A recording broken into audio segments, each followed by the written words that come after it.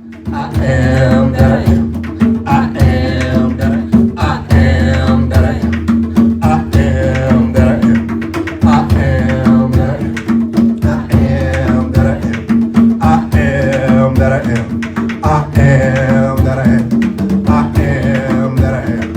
I am that I am. I am that I am. I am that I am. We know that there is an intelligent energy source that's within and throughout everything, that it is the substance of all things. We call this source consciousness, which may be further defined as cosmic energy and creative intelligence. It is through this consciousness that we live, move, and have being, and are awakened to a true knowledge of ourselves. We know that there is an eightfold path which manifests union with consciousness, embodied in the sacred text and expressed in the lives of ascended masters and the wisdom teachings of our Self-Empowerment Center. We know that consciousness actively interacts with human beings through the processes of universal law, terrestrial law, and conscience, which is our internal compass. Based on your heart rate. That's exactly So right. when you get the 2.5 billion, 5 billion, Yeah. that means you're about 70 years old and you go pro. Right. That's what they're saying. Right. Now, Come that's on. what they're saying. That's what they're saying. What we're saying with pranayama, which is control, breath control, when we talk about managing life systems, we're talking about controlling our life. Control your breath, control your life. Say it again. So if you decrease your heart rate to 60 beats per minute, to 50 beats per minute, Come on. then you are putting yourself in terms of adding to the longevity of your life. Exactly. You are creating an atmosphere for slowing down your heartbeat and having good heart health. Now, granted, you can't breathe properly, but don't eat properly. That goes without saying, so I don't feel like I have to go to that elementary level about that. You have to do all the other things in concert with that. But breath control is extremely important to our quality and longevity of life. Breath control helps us to manage our emotions. It helps us to manage our mental faculties. It helps us to manage our physical faculties. A lot of times when we're talking about that we're old, we're just tight. Say it. And even when we stretch, we don't breathe properly. Come on. When you breathe, you helps to release the fascia, which are those fibrous tissues around the muscles and around your tendons, help those to loosen up. You help that to break up. That's what we mean when we talk about chi flow, energy flow. That's what's happening when you're breaking up negative chi. You're breaking up medically, you're breaking up that fibrous tissue, all those things that are causing you to block. You know, when you hit a trigger point, what a trigger point is signifying is that all of the muscles have bunched up around the nerves and are compressing on the nerves. So when you touch it, it triggers pain. Because the nerves are very sensitive now because the muscles are compressing against those nerves. But a lot of that occurs because we're not breathing properly. Yeah, man. When you're stressed, you tense up. When you stretch, you tense up. When you exercise, you tense up. Breathe and release. When you're going through your exercises, coordinate your breath with your exercises. Yes. Slow everything down. Acharya has been talking to us about for the last year or so now about going back to the basics.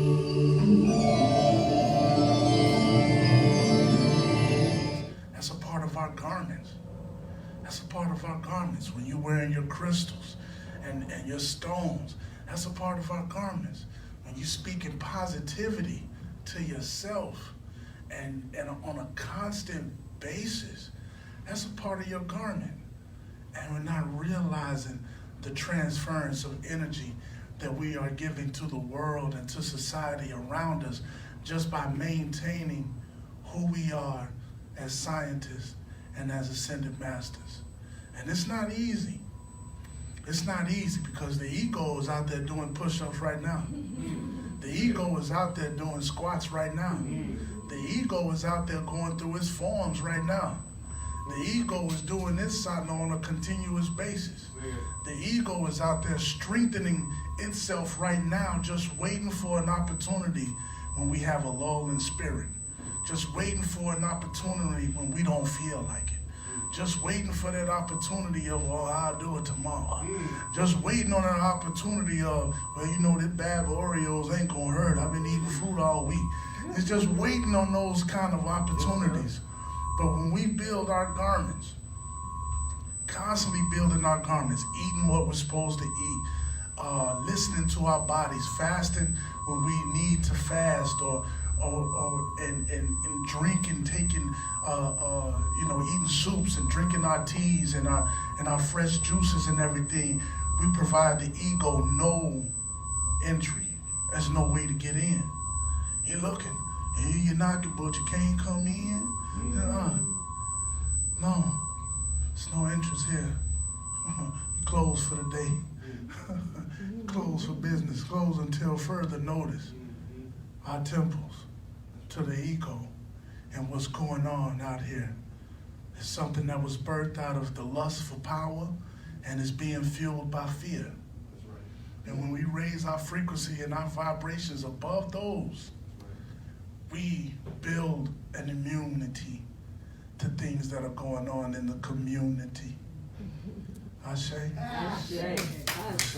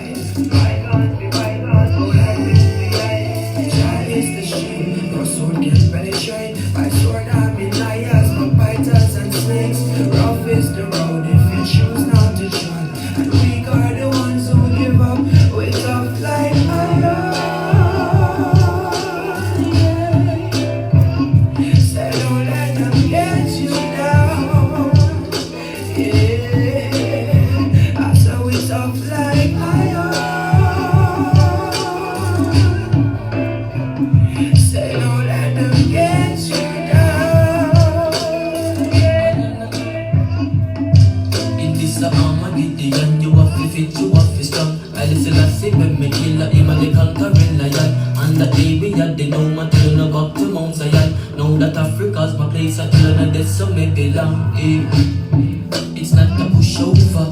Babylon, just know yourself before you come over. Don't tell the baby on the nipple, said them do no job. King Solomon and when they let me set them right over.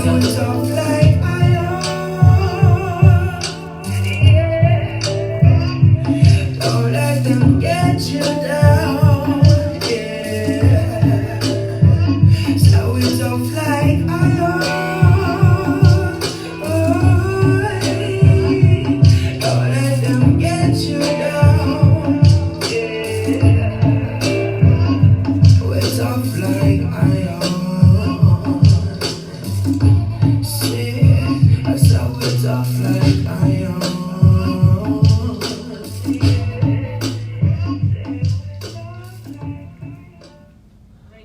Of I am. I am. I'd like to thank my ancestors, Aisha, the Nitiru. I'd like to thank all of the Ascended Masters that continue to vibe. I love the Self-Empowerment Center. Ashe. Absolutely. Ashe. Absolutely. One of the things that, one of the really strong quotes that Acharya has is, as my challenge increases, I increase. As my challenge increases, I increase. And what I've been noticing in the world is that whatever you are inside is what you're becoming more of. If you had negativity and you had a little bit of negativity that was in your system, this is making you more negative. If you were spiritual, you're becoming more spiritual. If you were good, you're becoming more good. You know, the weaker are becoming more weak. but the stronger are becoming more strong. And it's a weeding process. People are literally going outside of their mind, and that's what you call crazy, because you're outside of your mind. We know that the mind is the most powerful source in the universe. So it's funny, sometimes almost comical, that social media, they say, oh no, social distancing. Don't you know that social media was already a social distance? Can't you recognize that this is Star Wars and the corona is the resistance? They say 6 feet apart. Isn't that the same thing as 6 feet deep? Don't you know that they want to bury your feeling? And it's your soul they want to keep? This is why biovibrational science makes us unique. Oh, say it again. I gotta talk off the top of my crown chakra, because our information and vibration may be a shock to you, but you need a shock to your system. You need to be jolted into your reality, not virtual. And no, this is not a commercial. This is real. They want to take what you can feel. Say it again. It's an illusion. Say it again. It's an illusion. That's why they say this and they say that and they say this and that, contradicting each other all the time, because it's an illusion. They want to keep you what? In a state of Confused. That's right. In a state of confusion, which is a contradicted in itself. Because if you break down the word, it's to confuse. Whoa. But they also want you to resist. Confused. It's deep. And Acharya, I'm gonna put a spoiler alert. Acharya is working on this book. Well, he's finishing, and I'm going through the book, editing. It's not much to edit, but it's a living word. It's so necessary. It's so necessary because it shows you how throughout time, biovibrational science has been there throughout time. And I was telling him, I said, it's deep because they want to separate you from island to island to island to island, and how people had it all wrong. I was listening to my children talk, and then they said something about, oh no, she's Haitian, or a nationality, or whatever have you. And I was explaining that's a land, not a people. If you're Haitian, it means you're from Haiti. Brazilian, you're from Brazil. But you can be any kind of ethnicity or race, and generations have just moved to Brazil and you were born there. It doesn't make you Brazilian. It's a land. It's not a people. And we got to stop separating each other from lands and not a people. And I was telling Acharya that your book, this new book that's coming out in biovibrational science, is the water. Yes. There it is. It's the body of water that connects the lands. Water. Wow. Water. Wow. That's it. That's it. The rivers are the veins. The DNA, the spiritual, universal DNA that needs to reach throughout the universe. So now I'm gonna go, and I want to welcome up our Acharya, our teacher, Asa Selassie Natiru. Thank you.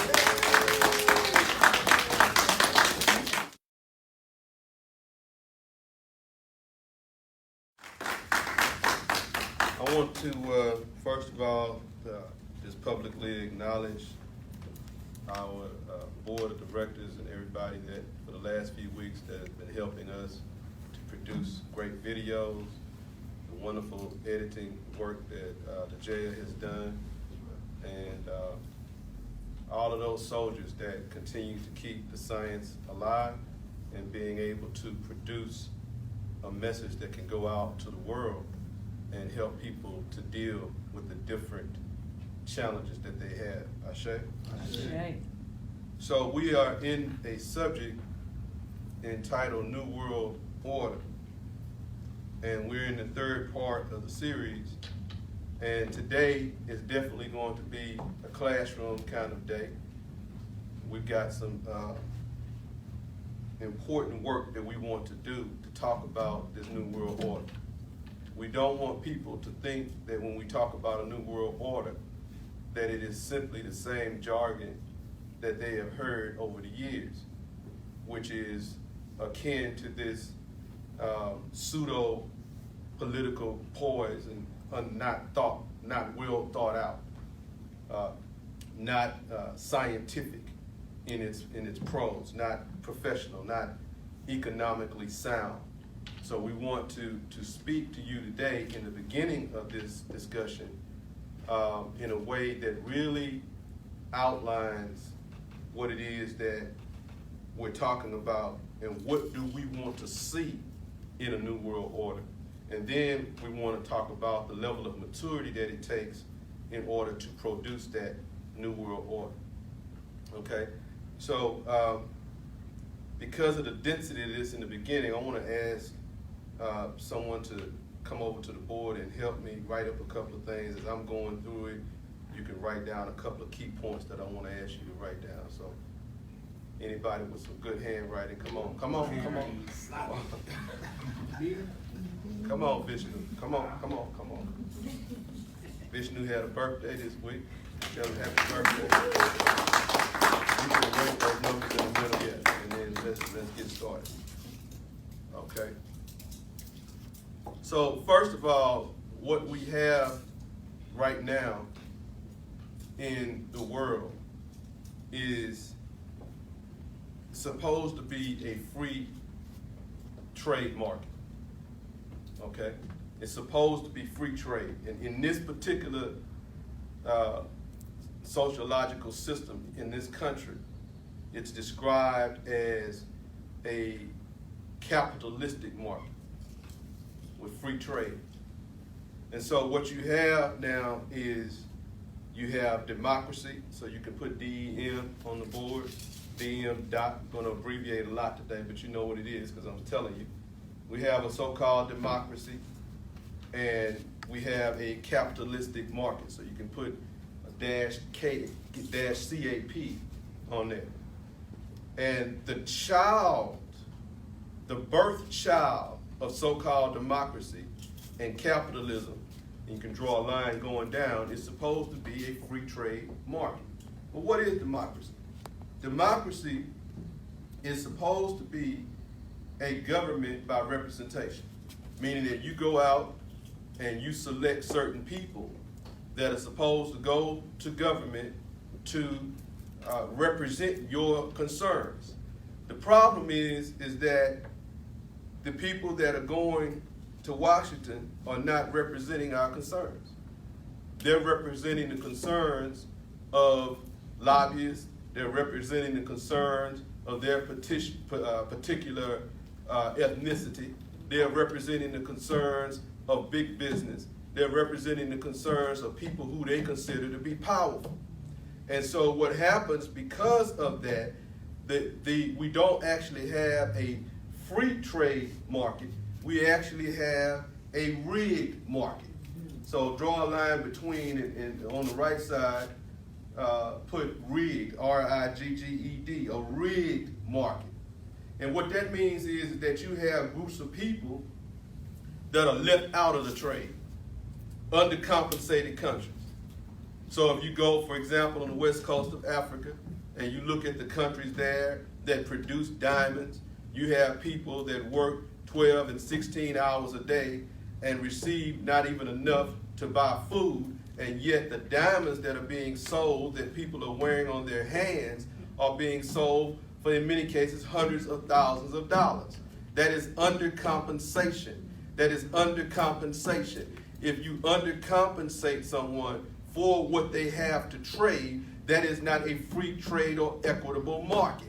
And so when we talk about a new world order, we're not saying that you can't have a market, but we're saying that you cannot have a market where people are undercompensated. You understand? Yes, sir. So it's a rigged market. So you have non-representation because the representation is not based on the needs of the people. And then on top of that, you have a rigged market where the super corporations are being able to suck the blood out of indigenous lands and so-called third world countries, leaving them undercompensated, which leaves their citizens without the necessary things they need in the country for their health, for their wellness, so forth and so on. And so because this has been a historical issue, you don't really have a free trade market. Well, what is it that biovibrational scientists advocate?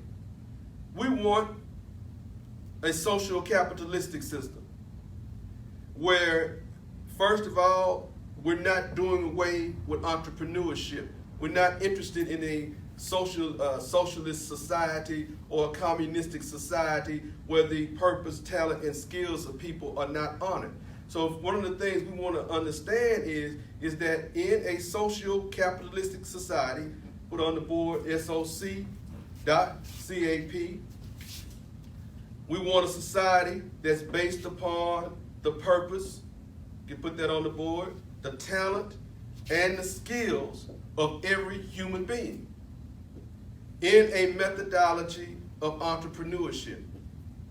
We want a free market, but we want a market that has freedom of choice with inherent human rights and provisions. In other words, when we say inherent human rights, we're talking about certain things. Thank you, brother. Yes, sir. So we're talking about certain things. We're talking about my purpose, my talent, and my skills producing a business, not simply producing me going and working for somebody else. We want a society where children are trained into entrepreneurship, not simply into another form of undercompensated slavery. We don't want that. We want you to be trained in entrepreneurship. We want this entrepreneurship to produce taxation that actually benefits us. Which means Say that. that it's taxation that pays for our health care. Whoa. It's taxation that pays for our education. It's taxation that pays for our homes. Well, when you say, well, that seems impossible, it's not impossible. You're doing it right now. Right now, this correction that the earth is going through is showing and proving that societies all over the world can have a social capitalistic society where taxation is used to create entrepreneurship, give people free education, free health, free homes. We see that it's possible because that's what is going on right now. The military has gone from being a war machine to being a machine that can build hospitals, a machine that can build schools, a machine that can build homes for people. We've seen everything change based upon the situation that we're in now.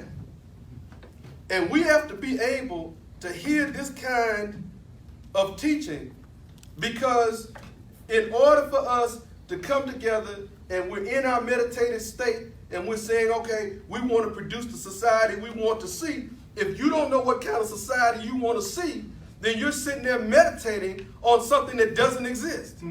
Are you understanding? Sir. So, once we start to have that kind of system, how do we compensate people?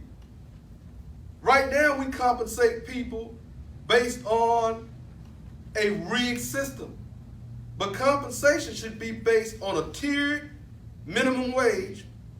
And that minimum wage should not be based on what you think businesses can afford, but it should be based on the criticality of a job.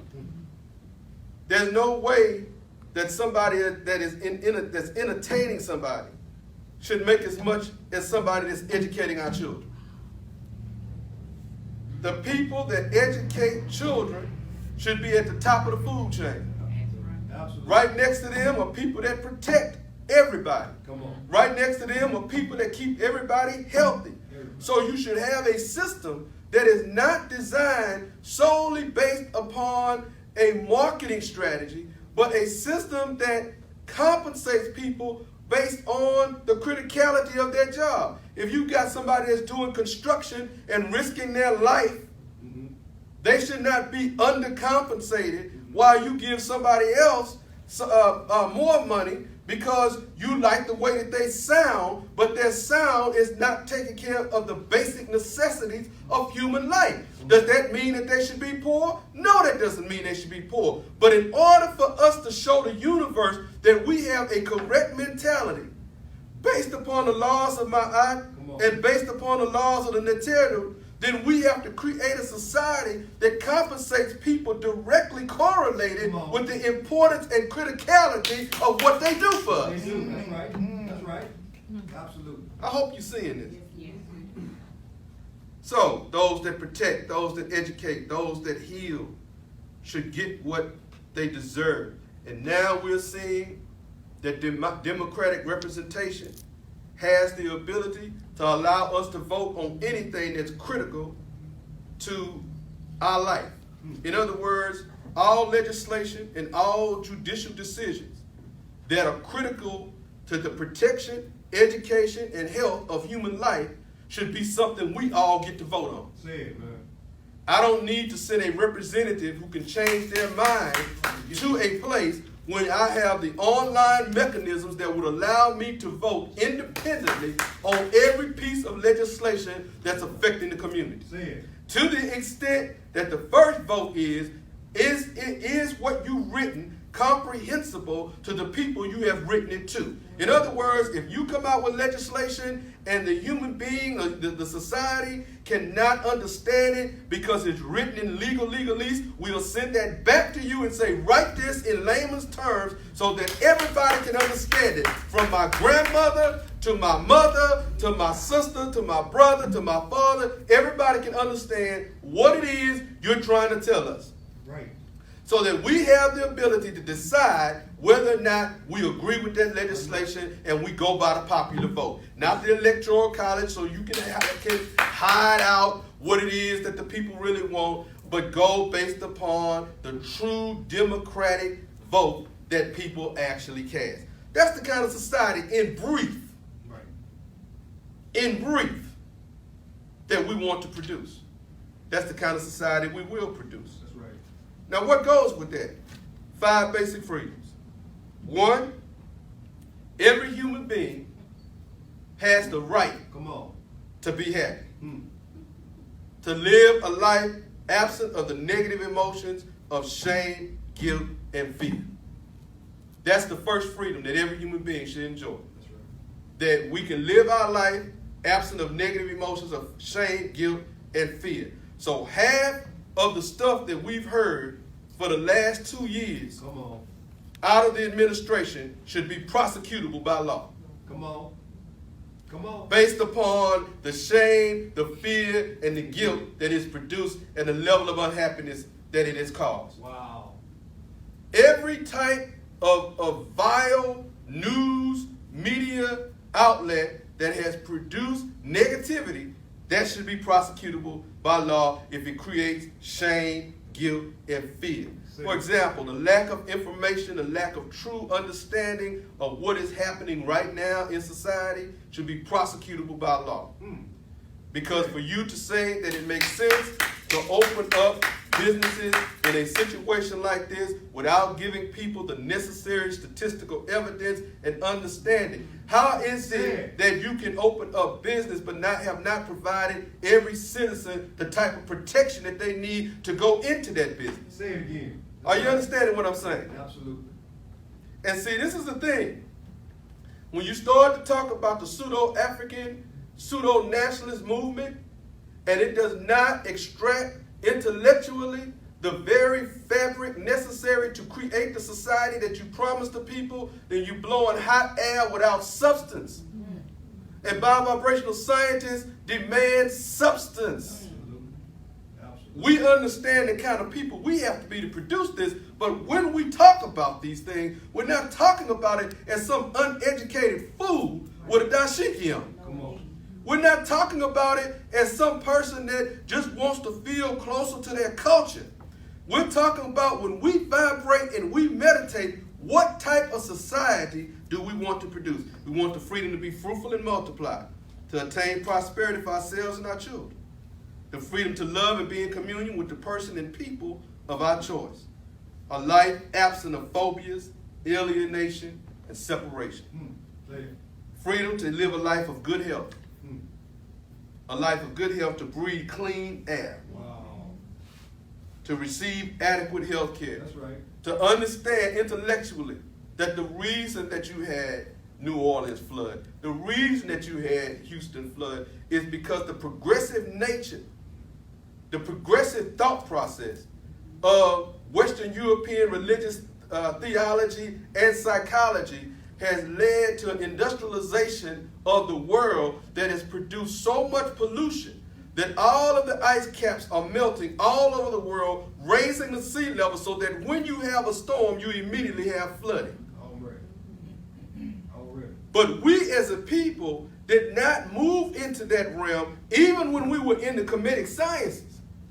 See, what you're seeing now in society with all of the elevation of technology is not new. We had that technology as well, but we did not sacrifice nature for the benefit of convenience. Exactly. And that is why, despite our having that technology, we never experienced the kind of catastrophic attack from the earth that is now being experienced in this society. So when you look statistically right now, as they have closed all the doors to business and society, the earth is getting healthier. Come on. I said the earth is getting healthier. Lions are going out in the street and laying down, right? Animals are walking through New York City now free because nobody's running over them.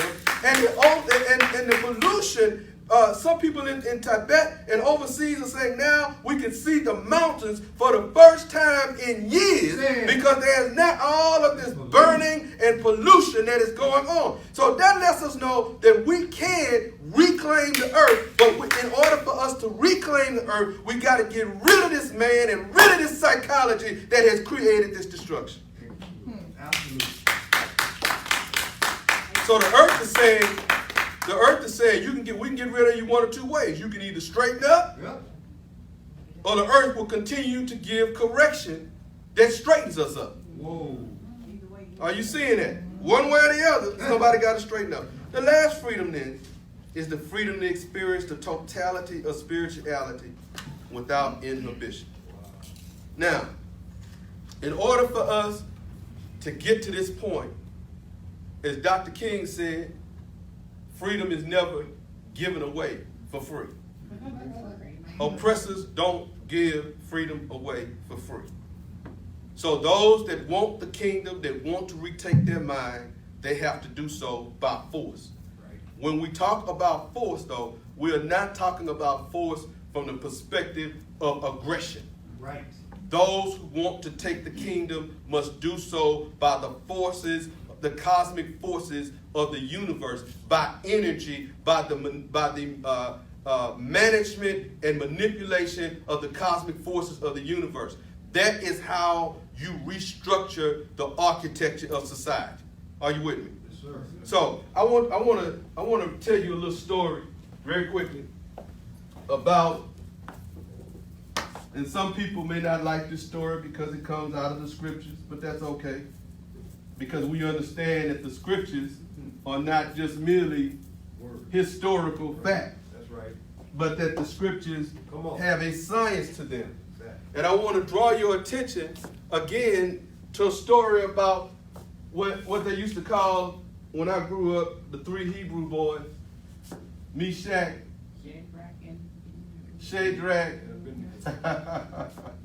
and Abednego, right? Yes, sir. But I want you to think differently about it. Uh-oh. I want you to think differently about it. We'll get to that in a minute.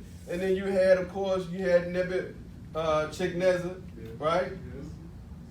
Now, we in Bible Operational Science are not looking at this story simply about historical fact. How many of you heard that story before? Great, that makes it easy. Okay. So Nebuchadnezzar now represents Come on. the corporate ego. Say it again. Nebuchadnezzar represents the social fantasy. When you look at this now, Nebuchadnezzar said in this story that everybody needs to bow down to his image. It's deep. Yeah. Wow. To your image. Wow. That is. To his I am, or to his age of I am. That everything that was in society, everybody needed to come and to fear, to have shame, to have guilt, to be under control of what? Well, when we look at this, we're talking about the corporate ego. We're talking about the social fantasy. That everybody is expected to do whatever the news tells us to do, whatever the politicians tell us to do, whatever the society tells us to do. Now, what is this? If this is not, and we're not talking about a man, but we're talking about energy, Right. then this must be energy as well. Come on. And this must be mind. Must be. So Meshach represents the conscious mind. Shadrach represents the subconscious mind. Uh-huh. Whoa. And Abednego represents the awakened mind. The subconscious, the conscious mind is the gatherer. Right. The conscious mind is either going to go and listen to what Nebuchadnezzar says and then deliver that to the conscious mind, or it's going to continue on and say, I'm not going to eat the king's meat. Whoa. That's beautiful. I'm not going to bow down to the graven image that you have created. I am going, even though I am entrapped in this kingdom, seemingly, I'm going to listen to the internal consciousness that I have always listened to. I'm going to abide by the laws of the universe, which includes the principles of Ma'at and the laws of Jehuti, right? Yes. But principally, let's just say use one of those laws as in the law of attraction. Right. And I'm going to take this understanding and I'm going to feed the subconscious mind with that understanding. Mm-hmm. The subconscious mind will then in turn create Mm-hmm. Come on. my reality. That's right. The awakened mind is there to support. Come on. This is all of your ancestors. Right. Right. This is the Orishas. Mm-hmm. These are the Neteru and the energy beings that usually in crisis people don't call on. Mm-hmm. These are the forces Right. that help create the kingdom. Say it, man. Wow. But the three levels of mind are under threat from Nebuchadnezzar, who says that if you do not obey what I'm saying, Come on. I'm going to throw you into a fiery furnace. In other words, I'm going to kill you, I'm going to destroy you, and your whole world is going to be done. Right. Right here. But these three levels of mind must agree together that no matter what, No matter what. they are not going to turn away from the basic science of the universe and the laws of the universe that created them in the first place. Are you with me? Yes, sir.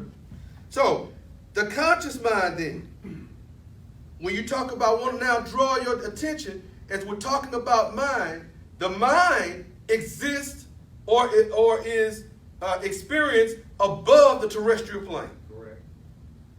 The mind then feeds the brain. Come on, say it. Are you with me? I need you to think with me today. Sure. So the conscious mind then, based on core values, gathers information and suggestions, takes that to the subconscious mind. Subconscious mind processes the information, and then whatever our dominant thought is, Yes. that's what's going to prevail. So if my dominant thought is what Nebuchadnezzar says, you're going to die, that's what's going to happen. That's right. That's right. If my dominant thought is Say it. you're going to be ostracized from society and you won't have income, that's what's going to happen. That's right. Whatever your dominant thought is, that's what's going to prevail. That's right. Now, internal consciousness says, I wish above all things for you to be in good health and for you to be wealthy, even as your soul, or rather your mind or your psyche, prospers. In other words, I prosper directly correlated to what is in my brain, Say what it, is in man. my mind. Say it. Are you seeing that? That's good. So, what happens? The subconscious mind begins to create the experience, and signals are sent from the mind Come on. to the brain. To the brain. Now, when you look at this brain process, so we're coming from the universe itself, and now it's coming into the brain. That's right. Okay? We're moving today. You got to take fast notes today. Fast notes today. Or commit it to memory. That's the best thing. All right? A lot of people aren't going to be able to hang with this. But let's keep moving. So, you have now the 3 levels of mind, which we have already discussed. And now, this is going to move from the cosmic or celestial plane. This is now going to move into the terrestrial plane. Right. And it's going to now affect brain functions. Mm. It's critical. It's critical. That's right. If you listen to the naturopath has told us that the brain function, the neurotransmitters in the brain Come on. are what's going to tell you when you're sick. It's what's going to tell you when you're poor. What's going to tell you how you feel. Right. Isn't that deep? Yes. So whatever you are feeling, your mind now may have a disruption in its flow from you to the internal consciousness. And then that flows into the brain, and now the brain is going to take the neurotransmitters and send out information to the rest of your body to tell you what's going on. Mm-hmm. But there's another level to this. The reticular activating system is now going to arouse the cortex and release sensory information. What's traveling in the neurotransmitters? Come on. The reticular activating system in the brain gets programmed to give sensation to certain experience. That's right. Come So on. that when you see certain things, Yep. that it releases certain senses that are certain sensations that are placed in the neurotransmitters, and that now is taken to the rest of the body. Are you with me? Yes, sir. So the reticular activating system, I see something, I assign it a particular sensation. Right. After I assign it a particular sensation, it gets in its neurotransmitter car and drives over to the cortex Yep. and gets up in the limbic part of the brain. Yeah. Are you with me? In the limbic system. Yes. The limbic system now is going to categorize Say it. what that sensation is as good, bad, or indifferent. Right. Wow. Right. Man, come on, man. That's it. That's it. You in the mind. That's right. Don't lose me here. Move around. You were in the mind. Right. Right. You were good. You were fine. Right on.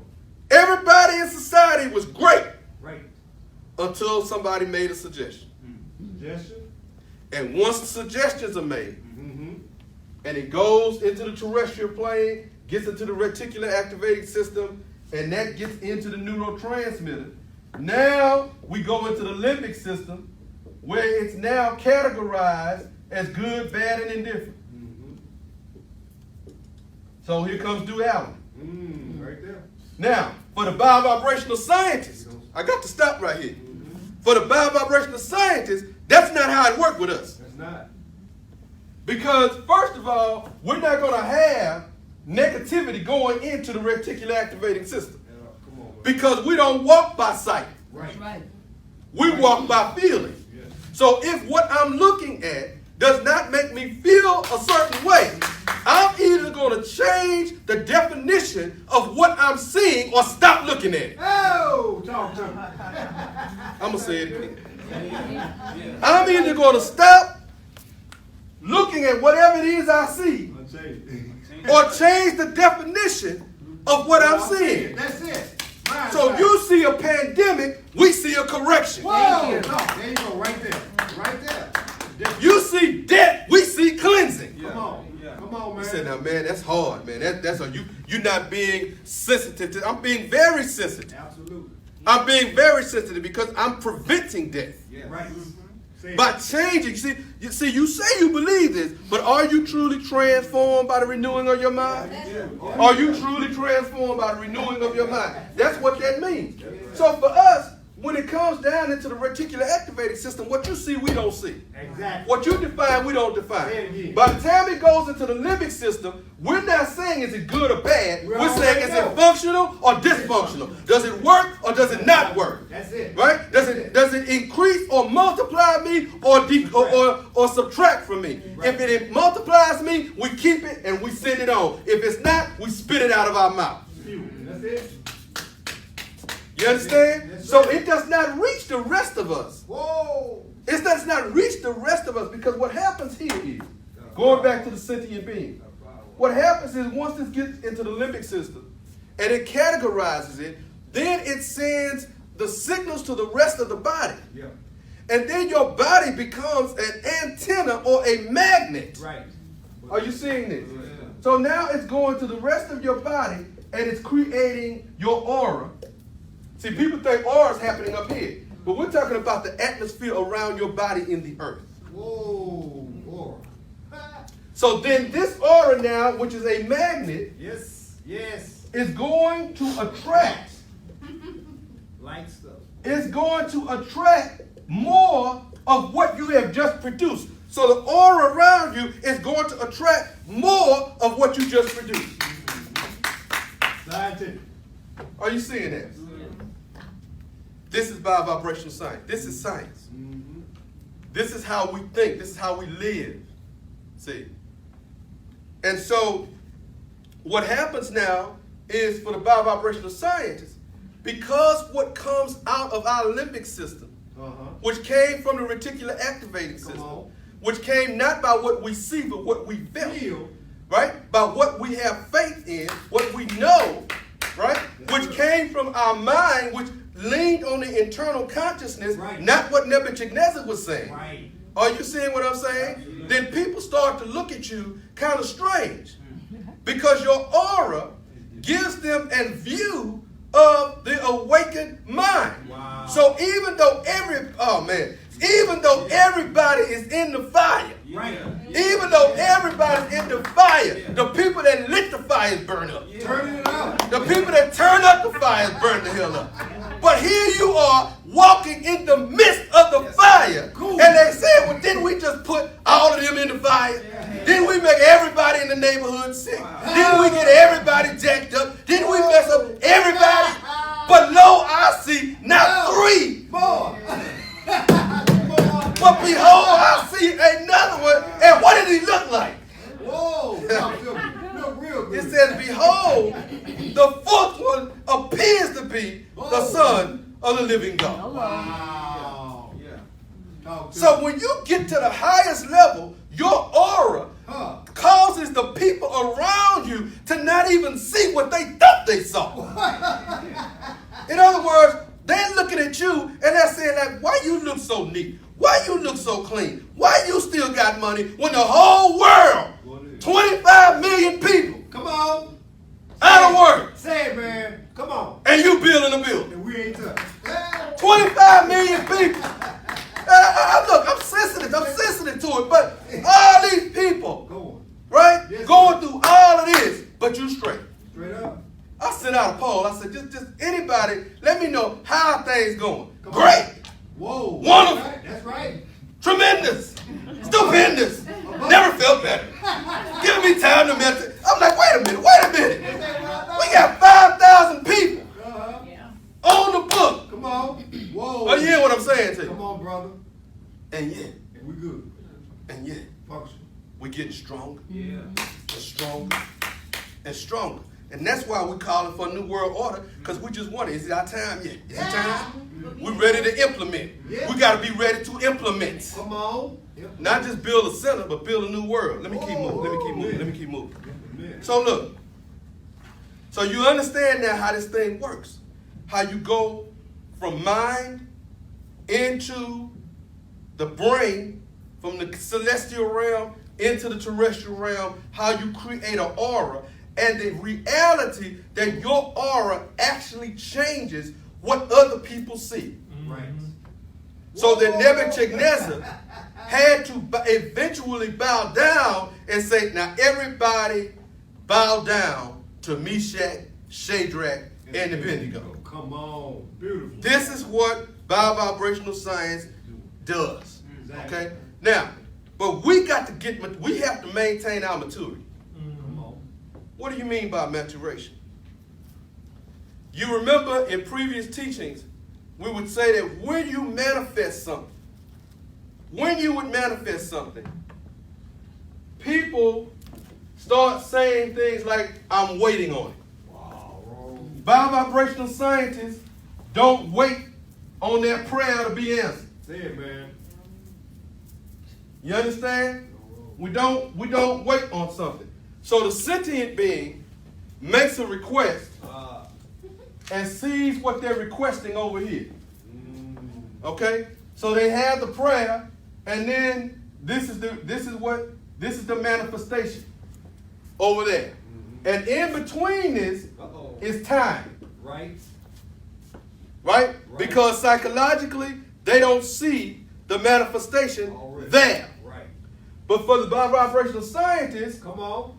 the manifestation is already inside of us, Right. and our entire life is a sadhana that is continually manifesting. There is no time. Right. You say, but why don't I see it? It is because Come on. this is a womb. A child is being birthed there. You got to understand there's a maturation process. Absolutely, sir. Break it down. Something maturing Yes. is different than something being absent. Wow. It's growing. I need you to see It's this. growing. That's right. See, when we started out over here, Yeah. somebody would say, okay, week 1, you were at 0. No, we weren't at 0. That's right.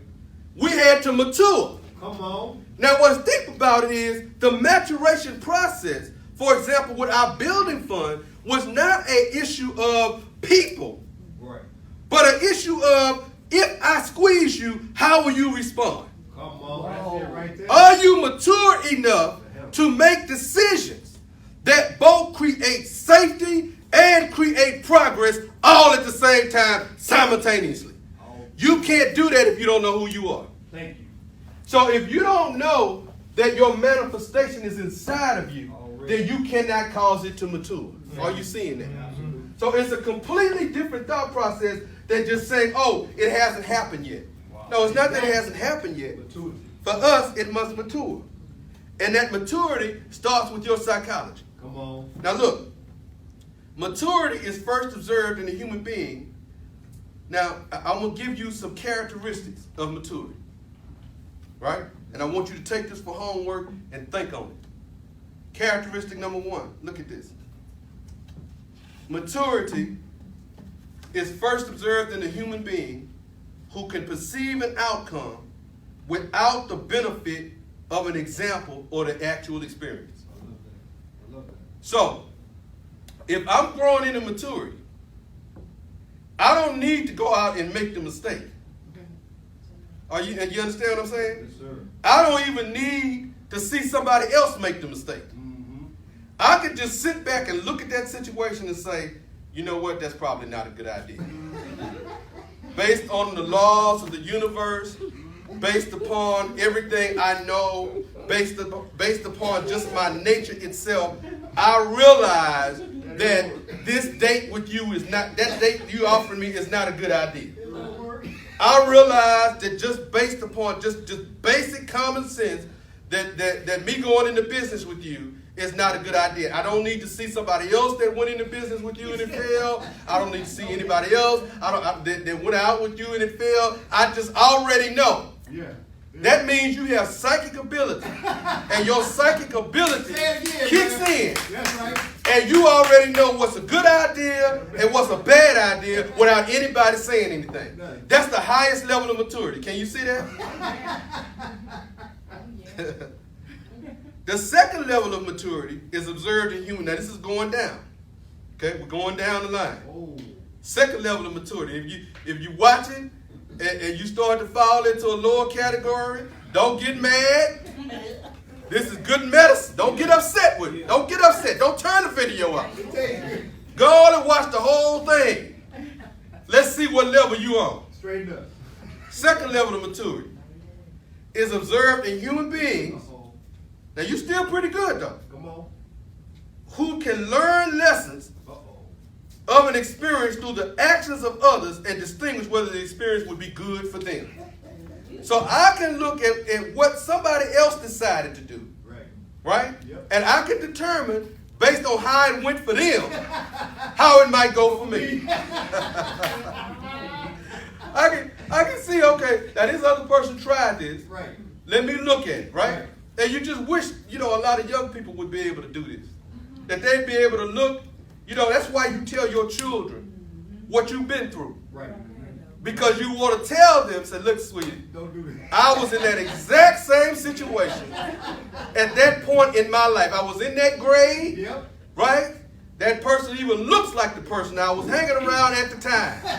I was going to the same store you were going to, had the same amount of money in my pocket, and I made the decision that you have not yet made. So before you make this decision, take it from me. This is what it leads to. Yeah. Well, if they're mature, they can take that, they can learn from it, and not do it. But if they're immature, they might even do something worse.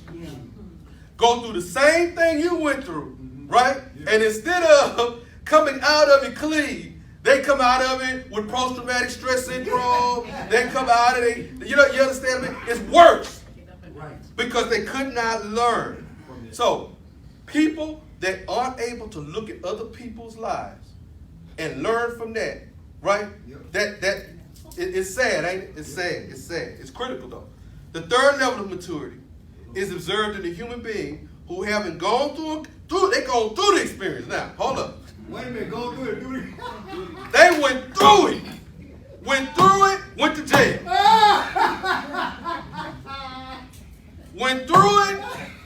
Why y'all laughing? See? Twice. That's why we say went through it Yes, sir. and became broke. Wow. Went through it Come on. and got sick. Went through it. And still, after going through it, they still didn't learn nothing. Got the books. That's it. I hope that's not our people. Come on. Trusted them, Uh-oh. held them up, Uh-oh. married them. Come on. Come on. We're talking real talk. Right? Invested in it, worked for them. Real talk, bro. And you still not like it. And you gonna do that again? Hmm. After all this? Lord love. Or are you going to change the trajectory and say, we want a new world order and we're willing to work based on this? Yeah. We're going to change how we communicate to our children Yes. about what their future is. Right. Your future is not to work simply for a district. Come on. Your future is to open your own school. Come on. That's what we do. Come on. That's our new brand. Come on. That's what our family mark is going to do. Right. That's what we're going to do. Right. You understand? Yes, sir. We're going to open our own transportation industry. We're going to have our own trucks. We're going to have our own land. We're not going to be going down there talking about, we did it. Right. Right? We've done it. It didn't work. At your head. So the next time, if there is a next time, that something like this happens, we shouldn't be having to go to the same corporations to get what we need. We should be thinking about, well, you know what? The last time we couldn't find anything on the shelf, so let's make sure we got something by making it ourselves. I was saying. There you go. Are you seeing this? Bingo. So this is the third level of maturity that people can learn from their mistakes. And then the lowest level of maturity. Say the lowest level. The Lord's love. This is observed in a human being who haven't gone through the experience. And it didn't go well. cannot distinguish whether the experience was good for them or beneficial to them or not. So you went through the experience, and you can't categorize whether the experience helped you out or whether it set you back. Wow. That's pretty bad. That's pretty bad. So you and I, we come along as masters and we try to tell them, okay, listen, when you tried this the last time, like a child that touch a stove. Most children touch the stove, they don't touch it again. Right? Most. But you may have one. Might there be one? You might have one. The food touched the stove, burn the egg. You take them in there, right? You grease it down, water it down, whatever you do. You wrap it up. They cry over it for days. You know, after the blister break it's sore, right? Yep. And you say, okay, you know, Daddy's sorry, Mama's sorry, you know, you pet them for it. They get up in the middle of the night when it hurt. Come on.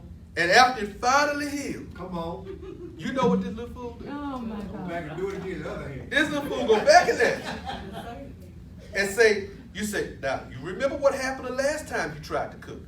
Right? Come You on. remember what happened the last time you touched the stove? Come on.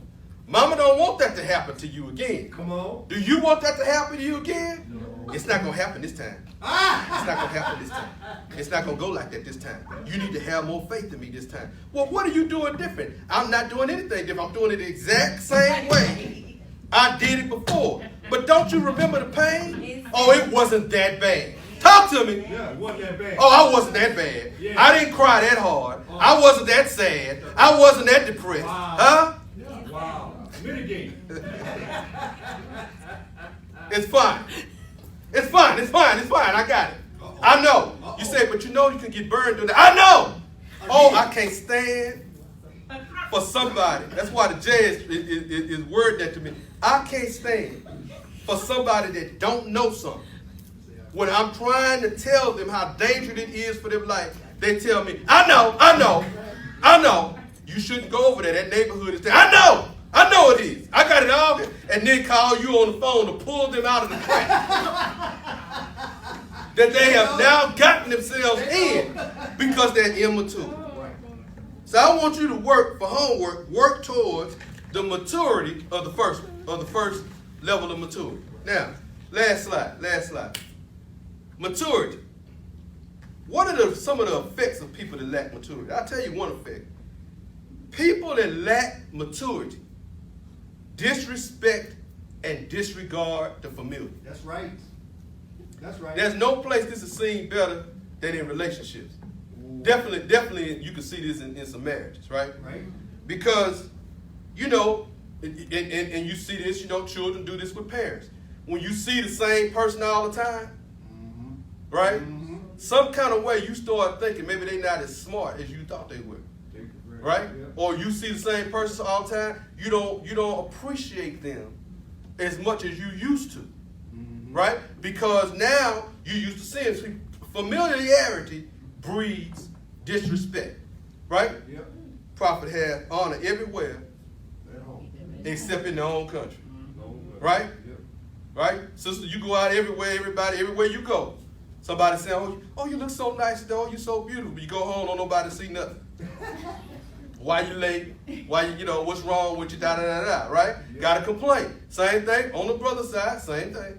Yeah. Because familiarity, see, causes you to misinterpret how beautiful and important that person is because you start taking it for granted. Right.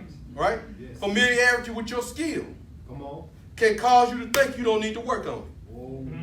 Now, I did this form the last time. I was able to run this mile the last time. But your body will teach you that if you don't keep up with whatever it is you thought you were doing, you go out there and run out there like it's always been there, right? You run it out there. Oh, yeah, let me just go run a mile here. Yeah, things going a little rough out there. You know, I need to be ready for the revolution. Oh, hell no. Oh! Your hips say you ain't paying no more attention to me. Your ankle saying, yo, you ain't been stretching me right. You don't just, you took me for granted. Took me for granted. That's it. That's it. Your health do the same thing. Your health does not come out and every time you eat something bad and say, you know, hey, listen, you know, when you need me. You know, it's like a love song. When you need me. Huh? Hey, come on, man. I'm almost done. You know what I'm saying? You know? That dude said, you ain't doing none of that. You ain't giving yourself no love. Huh? You ain't talking about how much you need yourself. Then when you need yourself ain't there. Familiarity is a beautiful thing. But what do mature people do? Mature people can keep doing the same positive stuff. Come on. Even if they don't see progress. Come on, brother. Because they understand that the result of what they are doing is going to pay off when they need it. And it's okay. See, the reason that you don't really understand how beautiful the repetitiveness of your sadhana or your spiritual practice or your workout is because you never really needed it. Wow. You never really needed it. See, you never really needed to chase that car down that got your baby in the back because, you know, we're living in a world where they're kidnapping kids. You never had to do it. You had to worry about that because you was always ready. Wow. But the minute you forget your first love, and you forget how important it is to be familiar, right? Yeah. With that workout, familiar with those weights, familiar with that track, familiar with that yoga, familiar with that stretching, familiar with your herbs, familiar with your vitamins, familiar with your raw fruits and vegetables, familiar with your juicing, familiar with your raw sugar or your stevia, and you start slipping into another realm of unfamiliarity because it's new. Wow. That is when you start to realize how good you had it at home. You start to realize, you know, at home it was clean. Yeah. Come on. Huh? Yep. At home it was predictable. Come on, predictable. And at home I could budget for this. But that out there? Yeah, it's unpredictable. All right now. let me. The mature don't act out of approval addiction. Come on. For fear of being made ashamed by a perceived superiorly positioned person. You're going to find that now. Right? See, when you're mature, you don't mask up or take precaution out of your fear of what you are not ready to handle. You know what you're ready to handle. Right. You just don't know who that fool is you're dealing with. And since you have plans to create and manifest other things, you don't want your mind working on keeping you protected when it could be working on keeping you invested. I need you to get this. Whoa. Right? You said, what do you mean? See, your mind, you have a certain amount of capacity. That's right. Right? So when your mind is over here, worried about the people in the store, worried about the people that you're trying to hang out with and show them how tough you are. Well, see, when that happens, your mind is over there and the energy is going over there. You see what I mean? Yes. So do what you need to do to be protected so you can take all of the faculties you have and talk about your progress and move yourself forward. That's maturity. That's it. But when you get all caught up in how somebody's looking at you, you see what I mean? That's You right. get caught up in how somebody feel about it, and they say little sly stuff to you. That's right. You scared, huh? You scared, huh? No, I'm just not stupid. Come on. And I know that you done forgot all of your familiarity. I can tell by how you huffing and puffing when you get out the chair. Come on. I can tell by what you drink. I can tell by where you go. You ain't ready for nothing. At all. And I'm not going to align myself with you Right. just because it'll make me feel better because you ain't got something stupid to say to me. Right. Come on. Come on. I'll tell you, you take it and let it on. The approval addiction, Yes. where you are looking at people as being superior to you, and you feel like you got to make excuses and lie, which creates a vibrational frequency in you that deteriorates your mental composition and your ability to manifest. Right. You understand? Right. Because lie is division. Lie is subtraction of mental power. I'm not talking about the moral aspect of what Moses said or the 10 Commandments or what Reverend Pochop told you. I could care less about that. I could care less about that because Reverend Pochop lie every Sunday. Well, I'm not even talking about that. Right? You went to the seminary, and you know what the truth is. You're a Mason, you know what the truth is, and you're lying to the people about stuff you know is not historical fact, you know it's folklore, you know you can't prove it, you know it's esoteric knowledge in this book, and you lie anyway. So I'm not talking about the terrestrial aspect of lying. Come on, no. I'm talking about the functionality of mental power, because once you have to lie to stay in good graces with somebody, then you are starting to think about what you said and feeling guilty for it, and therefore your mental concentration can't be on what it needs to be. Right. That's right. Are you understanding? Yes, sir. Okay.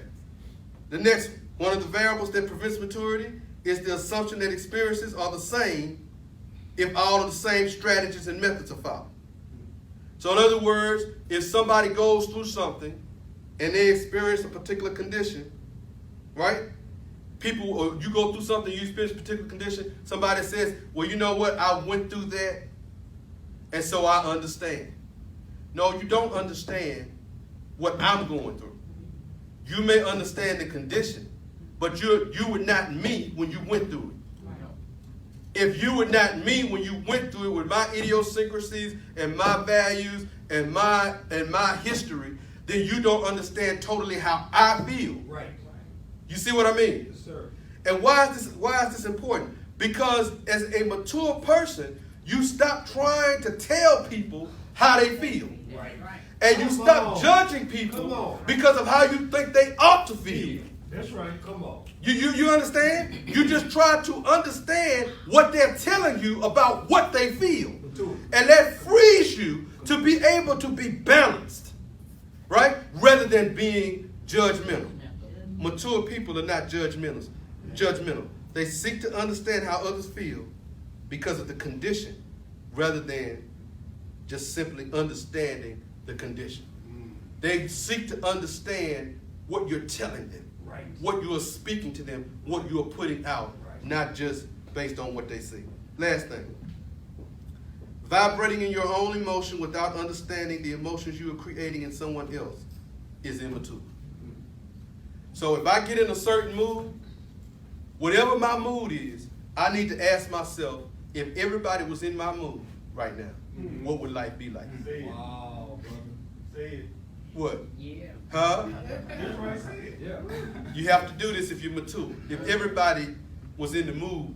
See, some people can get a real funky attitude. I know I'm being a little raw, but y'all be. No, don't say it. Don't say it. Some people can be in a real foul mood Yeah. because they're in their own world. That's happening a lot right now. It's so true. You're in a certain mood because you don't like how something is going, and you start taking it out on somebody else. You know, you mad because you can't go where you want to go, or do what you want to do, or life is not the way you like it, right? Yeah. That's been there before, but you know, it wasn't like this, right? Yeah. And so you get in a certain space, and you decide, I've got a right to my mood. You do. You do. Oh, yeah. You do. But at a certain level of maturity, you start to realize that your mood affects other people. They ain't from you. That's right. That's one level of maturity. Right. You realize it affects other people, and that may not be in your best interest. But at a highest level of maturity, you realize that if they were to take on your mood, and they will eventually if you keep being like that, right. maybe not that exact mood, or maybe they get in a different mood, Yeah. a mood you can't detect, a mood like kicking you to the curb, mood. A mood like I ain't gonna be dealing with this much longer, mood. But you can't detect that because you in your mood.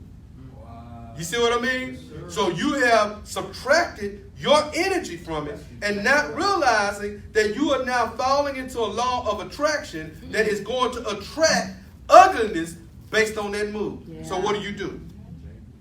First, ask yourself, would you want to be around someone in the mood you're in? You should ask yourself that. If not, change it. That's right. Change your mood. That's right. And it may be a fight to change that mood. one of the things you're going to have to do is come into gratitude. Gratitude is the number one way you start to change your mood. Now, after a certain amount of time, gratitude becomes familiar. Because you say, I already said I was grateful for this. I'm always grateful for this. I'm always grateful for this.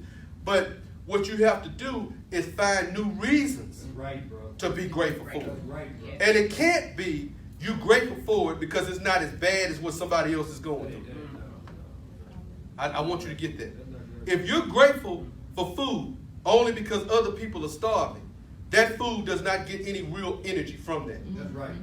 Okay? When you are blessing or giving thanks over your food or over what you're doing, and the only reason you're thankful for it is because somebody else don't have it, that does not make the food stand up and feel like, let me give this person energy. Nope. But when you love the food and say, you know what, I admire you, I think that you are beautiful, thank you for giving me nutrition, thank you for upholding me, thank you for strengthening me, then the food says, now that's a person that appreciates who I am. Thank you for listening. May Constance bless you. Yes, she should record that thing. So, as a disclaimer, I don't own the rights to this song.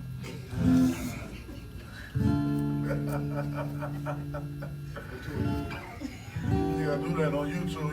Hey, what you doing? You copyright there, friend, right?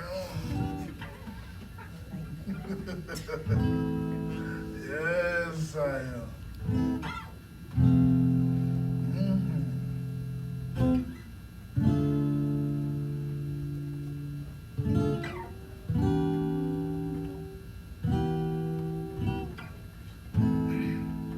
Though the wicked persecute I, still my heart is love. Oh, my head's anointed, powers of love. Though the wicked persecute I, with envy and grudge. Oh, my head's anointed.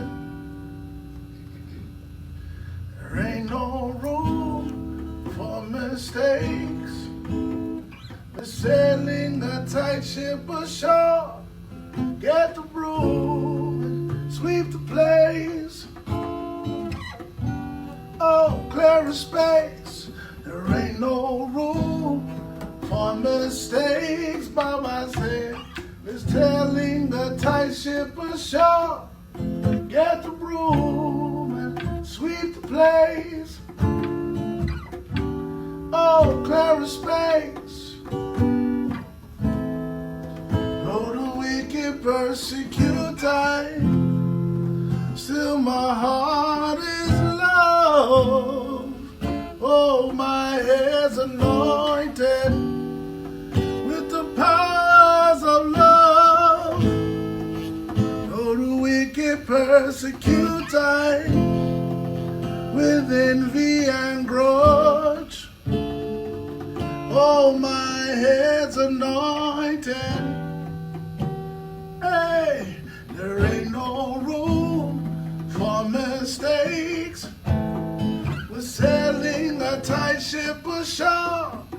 Get the broom and sweep the place.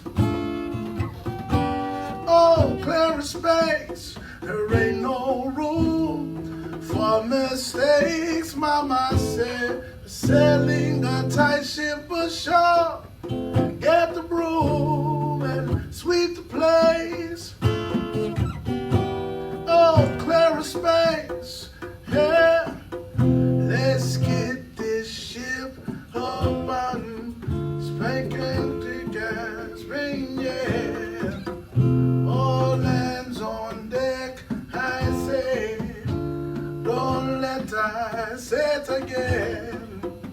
Let's get this ship up on cranking, spick and spanking, yeah. All hands on deck, I say. Oh, let the say it again, oh. There ain't no room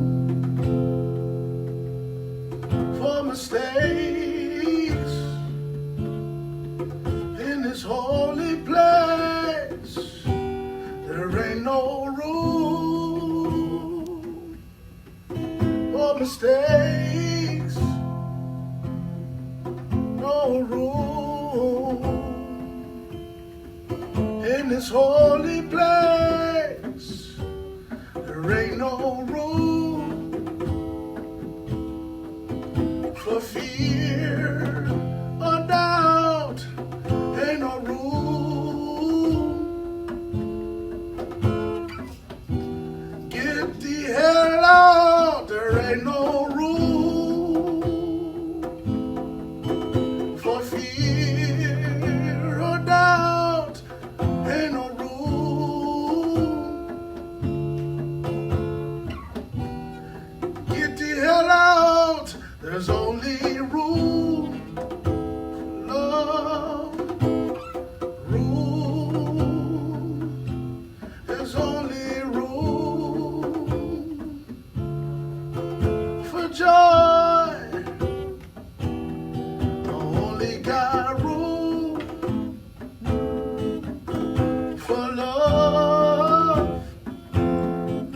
Only room for gratitude.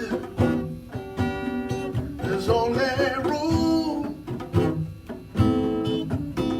for strength.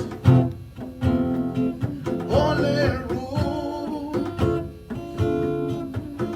for power in this hour. There's only room for love and joy. Only room for gratitude. Ships are high. There's only room.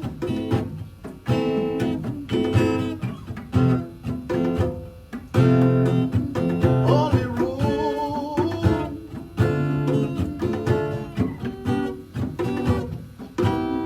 There's only room.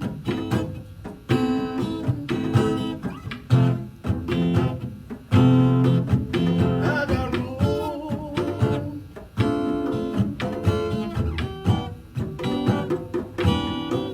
Only room for the shore. Only room for the mature. Only got room.